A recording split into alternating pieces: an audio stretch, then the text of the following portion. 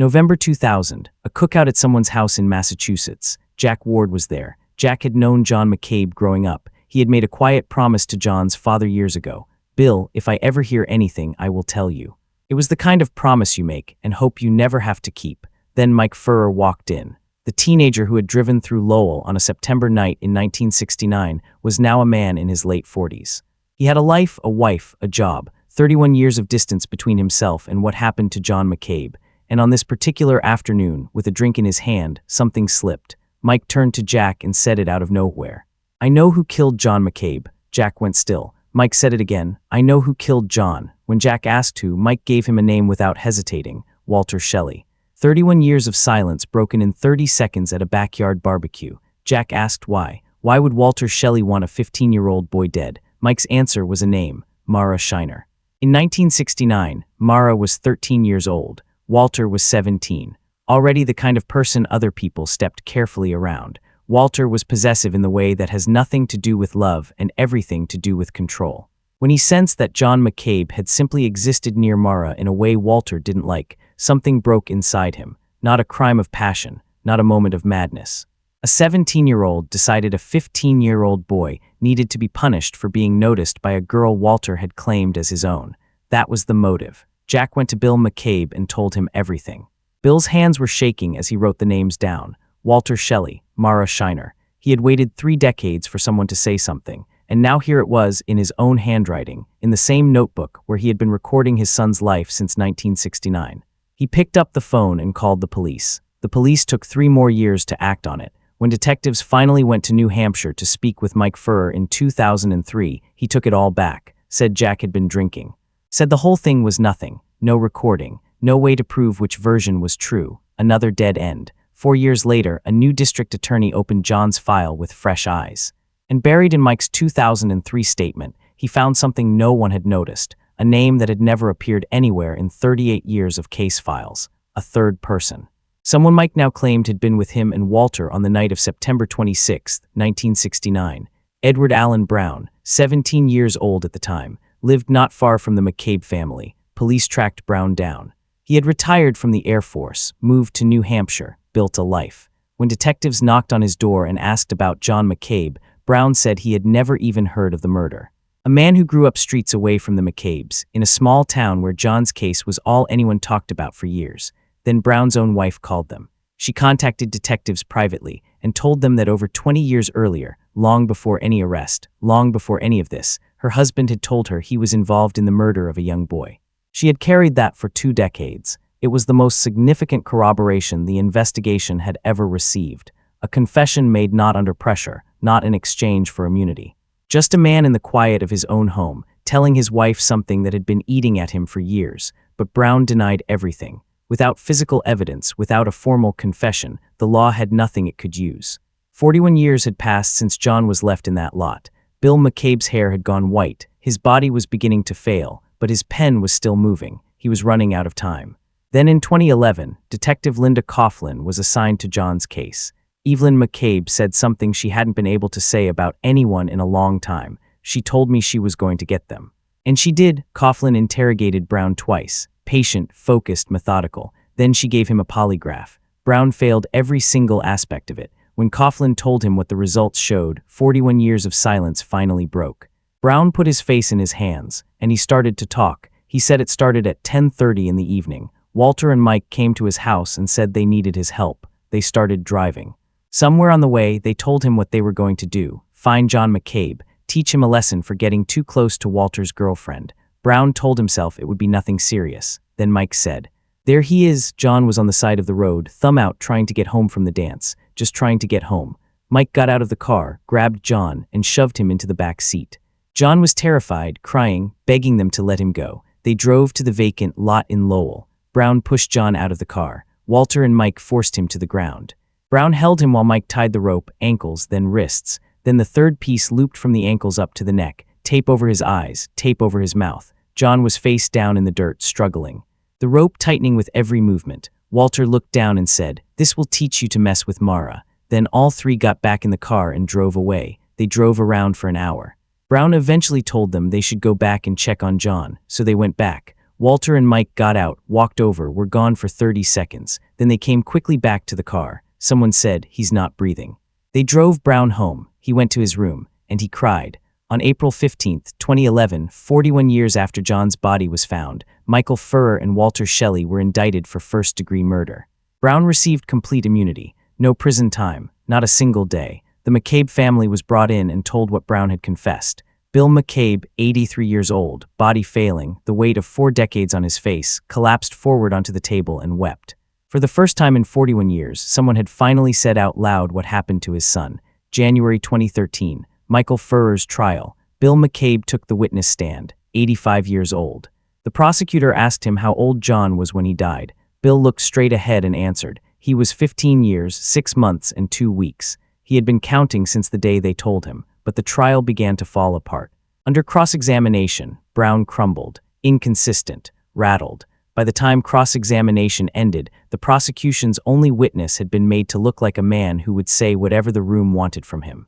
Then Mara Shiner took the stand and told the court she hadn't been dating Walter in September 1969, that John had never shown any romantic interest in her. In one afternoon, the motive was gone. The jury returned their verdict, not guilty. Bill McCabe was not in the courtroom. He was too sick to sit through it. He waited in another room, and Evelyn had to walk out and tell him. 4 days later, his heart gave out. His family believes the verdict killed him, that the not guilty was the last thing his body could not carry. 43 years of fighting, and he died 4 days after watching one of the men who killed his son walk free. But there was still one more trial, and Evelyn McCabe had made a promise at a hospital bedside. "I'll take over for you." September 2013, Walter Shelley's trial, same courtroom, same case files, same witnesses, one thing different. Bill McCabe's chair was empty. Edward Allen Brown took the stand again. This time he was composed, steady. He had already survived the worst cross-examination of his life, and he was not going to let it happen again. Mara Shiner took the stand again. This time the prosecutor didn't ask about dates. He asked about Walter's nature. Was Walter Shelley a jealous man? Mara looked at the court and answered without hesitation, absolutely. She described the marriage, the violence, the control, the way Walter treated people who he felt had crossed him. The jury deliberated for 2 days. Evelyn McCabe could not bring herself to sit inside the courtroom when the verdict was read. She had heard not guilty once. She had watched what that verdict did to her husband. She waited outside, hands folded, while Roberta sat inside. The jury filed back in. The foreperson stood, guilty, first-degree murder, life in prison. Roberta walked outside to where her mother was standing. The first words out of her mouth were these: "My father would be proud. We got one of them." Evelyn didn't go home. She went to the cemetery. She walked to where her husband and son were buried side by side. She knelt at their graves, put her hands on the cold stone, and said what she had come to say. "John, guess what? We got him. Billy, it turned out beautifully. Please take care of him until I get there, and then I will." But justice, when it finally arrived incomplete. In 2016, a judge reduced Walter Shelley's conviction from first-degree to second-degree murder. The sentence: life in prison with a minimum of 15 years, which means Walter Shelley becomes eligible for parole in 2028. Mike Furrer is already free, has been since January 2013. Edward Allen Brown received complete immunity, never spent a single day in prison for what happened in that vacant lot. And on August 12, 2016, just months after learning of the sentence reduction, Evelyn McCabe passed away. Now only Roberta and Debbie remain, 2 sisters older now, still showing up. Every time Walter Shelley comes up for parole consideration, they will be there, opposing it, fighting it, carrying a name forward that the world keeps trying to let go quiet. On the morning of September 27, 1969, 2 boys cutting through a vacant lot off Maple Street in Lowell, Massachusetts, found a 15-year-old boy lying face down in the dirt. His hands were tied behind his back. His ankles were bound. A third piece of rope ran from his ankles, up along his body, and looped tightly around his throat. Every time he tried to move, the knot at his neck tightened. Tape covered his eyes. Tape covered his mouth so he could not scream. He was fully dressed. He still had his shoes on. He still smelled of his father's aftershave. His name was John McCabe. He was 15 years old. He had been walking home from a school dance. But to understand how we got here, how a boy who left his house smiling on a Friday night never came home, we need to go back to 1969. To a town called Tewksbury, Massachusetts, and to the family that was about to be destroyed. 1969, Tewksbury, Massachusetts, the kind of town where the biggest worry was the weather. Doors stayed unlocked. Kids rode bikes until the streetlights flickered on. In Tewksbury, Horror was something that happened on the evening news in other cities to other people. Until September 26th, Bill McCabe was an engineer. His wife Evelyn worked at the school library. They had 3 children, Debbie, 17, John, 15, and little Roberta, just 6 years old, a hardworking, steady family. Nothing about them suggested that within 24 hours their world would be gone forever. John was the middle child. If you ask his sisters what he was like, they smile before they even start talking. He was a prankster. The calculated kind. He spent days setting up a joke before he pulled it off. One afternoon, Debbie opened her closet and grasshoppers came jumping out from every corner. John had planned the whole thing. He stood in the hallway and laughed until his face went red. That was John. His hands were always dirty from fixing things in the garage with his dad, from being outside, from living fully. One day he walked through the front door carrying an injured Canadian goose. Just walked in, goose under his arm, completely calm, told his mother he was going to help it heal. Evelyn looked at her son, looked at the goose, and didn't know where to begin. He wanted to be an engineer like his father. He spent hours in the garage beside Bill, learning how things worked, asking questions, taking things apart and putting them back together. There was a friendship forming between this father and his son, the kind that was supposed to deepen over decades, over a lifetime. It never got the chance. September 26, 1969, Friday evening. A school dance at the Knights of Columbus Hall. John had been looking forward to it all week. He asked Evelyn for permission, and she said yes, because of course she did. It was a school dance. He got ready with the kind of care that told you how much this night meant to him. Shower, hair, clean clothes. And then he walked into his father's room and picked up Bill's aftershave. He didn't shave. He was 15. He had no reason to. But he wanted to smell like his dad. He wanted to feel like the grown man he was just beginning to become. Evelyn watched him walk out the door, watched him smile and wave and head down the street. Then she went back inside. The dance ended at 11 o'clock. John should have been home by midnight. Midnight came. Evelyn stood at the window. She told herself he was just walking slowly, talking with friends. Fine. She waited 5 more minutes, then 5 more.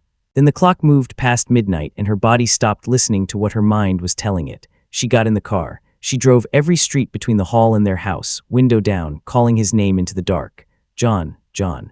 Her voice carried and then disappeared, and the streets gave nothing back. She drove the full route twice, then 3 times. No John, no answer, nothing. She went home. She got on her knees. She prayed. The next morning, September 27th, 2 young boys were cutting through a vacant lot off Maple Street in Lowell, 5 miles from Tewksbury. They were just kids doing what kids do on a Saturday morning. What they found instead will stay with them for the rest of their lives. John McCabe, face down, hands bound behind his back, ankles tied, a rope running from his ankles up along his body to his throat. The killers didn't just restrain him. They made his own body the weapon against his life. The police came to the McCabe house that morning. They did not want Evelyn to hear the details, so they took Bill to the basement and closed the door. Evelyn heard them go downstairs. She walked to the bathroom, dropped to her knees on the cold tile floor, and pressed her ear flat against the vent. Through the metal grate, the muffled voices of detectives drifted up. She didn't just hear that her son was dead. She heard how. She heard the word rope. She heard about the tape over his eyes, the tape over his mouth. She heard about the vacant lot in Lowell. And right there, on the bathroom floor, alone, the world as Evelyn McCabe had always known it broke apart completely. Downstairs, Bill absorbed the same information in silence. Then he had to stand up, drive to Lowell, walk into a room, look at a body, and confirm that yes, this was his son. This was the boy with the grasshoppers and the goose and the dirty hands. This was John, 15 years, 6 months, and 2 weeks old. And somewhere in this quiet town, someone already knew exactly what they had done, and they were saying nothing. In 2024, a crime scene speaks. DNA, cameras, digital footprints. The evidence finds you whether you want it to or not. But in 1969, a crime scene was just a patch of dirt in the dark. What police found at that vacant lot was almost nothing. The rope, the tape, John's clothing, one fingerprint that couldn't be tied to anyone, no DNA technology, no surveillance footage, just a dead 15-year-old boy and the darkness surrounding him. The only real lead was a car. A witness told police that on the night of September 26th, they had seen a Maroon 1965 Chevy Impala parked near the vacant lot. Then another tip came in. John hadn't walked the whole way to the dance. He'd been hitchhiking, thumb out, when 2 teenagers from his school stopped and offered him a lift, Michael Furrer and Nancy Williams. They picked John up, drove him to the dance, dropped him off, said that was the last time they saw him.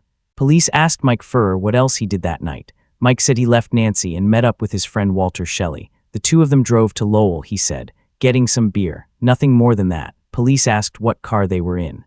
Walter Shelley's car, and Walter Shelley drove a maroon 1965 Chevy Impala, the same car, the same color, parked near the same lot where a 15-year-old boy was found dead the following morning. They brought Walter in. He denied everything, so they gave him a polygraph. The machine measures what the body does automatically when the mind is hiding something. Walter failed. They gave him another. He failed again. 5 polygraph tests in total, 5 sessions. Every single time, lying in all vital areas of questioning. Not some areas, all vital areas. But in 1969, a failed polygraph could not be used in court. It could not secure an arrest warrant. It was, legally speaking, worthless. Police searched Walter's car thoroughly. They found nothing. No rope fibers, no tape, no physical trace of John McCabe inside that vehicle. No arrest. Walter Shelley walked out and went home. The maroon car sat in his driveway like it had never been anywhere near a murder. And then something happened that tells you exactly what kind of people these were. Walter started joking about it. In front of friends, he would laugh and say he was the one who killed John McCabe. And when the air got uncomfortable, he would wave his hand. Just kidding, just messing around. Mike was playing the exact same sick game. In a car one day with an acquaintance named Elaine Sutton, when the conversation turned to John's case, Mike looked at her and said, "I did it," then smiled. Just joking. 2 boys, 2 confessions wrapped in laughter. The same punchline both times, because when you know the law cannot touch you, the truth becomes something you can afford to play with. In 1970, both Mike Furrer and Walter Shelley joined the military and left Massachusetts. The investigation was 2 years old. Police had polygraph failures, a matching car, and nothing else. And at exactly that moment, both primary suspects left the state. The case went cold, but one person never stopped. Bill McCabe called the police station every single week. He asked for updates he rarely received. He wrote everything down, every date, every name, every detail about John's life and death. Because he was terrified that if he stopped writing, if he stopped calling, the world would simply move on and act like John McCabe had never existed. The years started to pass. 1 became 5, 5 became 10. The 2 men who had driven a maroon car through Lowell on a September night in 1969 were living their lives somewhere else, building distance between themselves and what they had done. And Bill McCabe was still at his desk. Still writing, still calling, still waiting. Stories like John's take nearly 2 weeks of deep research to bring to light. If you believe his memory deserves to be kept alive, please take a second to hit like, subscribe to Ripple Effect Stories, and share your thoughts below. Let's make sure this story is never forgotten. 3 men were in that car on September 26, 1969. One was convicted and may walk free in 2028. One was acquitted and has been free for over a decade. One made a deal and never saw the inside of a prison at all. And John McCabe has been in the ground since he was 15 years old.